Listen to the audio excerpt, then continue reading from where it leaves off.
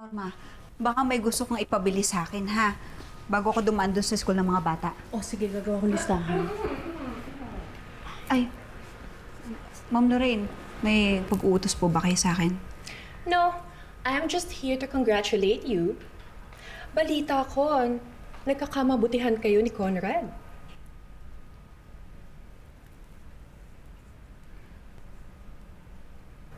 Naku, ma'am, nagkakamali po kayo.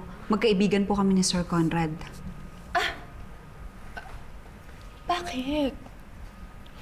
Nag-expect ka pa ba na may manliligaw sa'yo?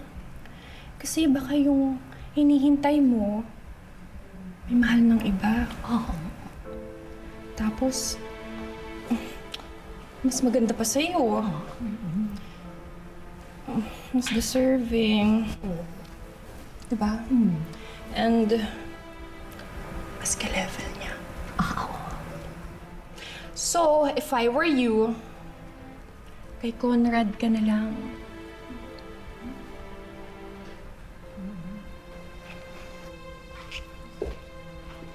By the way, Pipita, Yes, ma'am. hindi mag-dinner ang presidente dito, ha? Ay, bakit po? Because we're having a romantic dinner tonight. Nakakatawa naman talaga ang presidente. Nakakatawa. Kakakilig. Naiingit ako. Nakakaingit. Nakakakilig. Nakakaingit naman. Gusto ko romantic dinner ka. Kilig naman. Nakakaingit. Nakakakilig. Sobra!